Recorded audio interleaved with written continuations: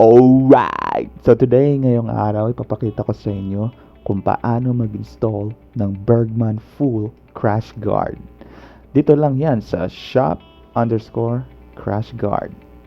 Okay, unang-una, step 1. Check the package if complete, including the free bolts, nuts, and screws. Ayan, so sa package po namin, kompleto po yan. May mga bolts na rin. Step 2. Unscrew the stock bolts on footboard including the hook. Okay. And step 3.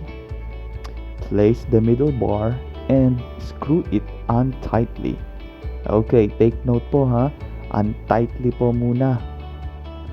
Next, step 4. Place the right bar and screw it on tightly. Like so. Ayan, tignan nyo po yung video ng mabuti. Pasok nyo lang po muna. Pwede nyo siyang screw pero wag nyo po munang diinan. Okay. So katulad ng ginagawa ni Kuya. Ayan. So actually mahirap mag-video ng ganito ano. Kasi one hand lang eh. Hawak kasi niya yung camera. Kaya ayan. Ayan. So ikot-ikot. Paikot-ikot lang. Screw lang ikutin nyo. Huwag nyo minamahal nyo. Okay. Next is step number 5. Okay, place the left bar and screw it on tightly. Katulad ng right bar, pasok nyo lang muna ang bolts and nuts and huwag nyo munang i-screw ng mabuti. And ganoon na rin sa footboard ninyo. Okay. Ayan, so ikot-ikot lang. Ang hirap magpasok ng screw talaga, lalo na pag isang kamay mo lang. Okay. Ayan. Okay. Oh, ang bihira naman oh. Dahan-dahan lang kapatid. Okay, yan. Kailangan ng tulong ng paa talaga. Okay, so ganyan lang ang dapat natin gagawin ano.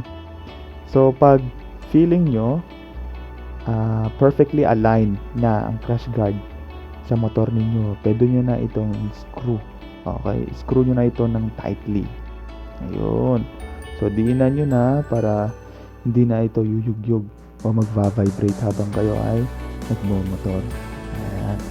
And don't forget yung screw sa hook, footboard, and yung bolts and nuts dun sa connection ng left and right crash guard. Okay. And syempre, don't forget na yung link ay nasa description. Ayan, pwede kayong gumamit ng mga tools ninyo and ewan ko kung anong size ng tools na ito pero it's up to you.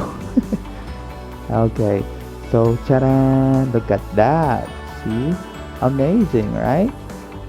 Diyan lang yan sa shop_CrashGuard. Available po ito sa Shopee, LAZADA, and TikTok.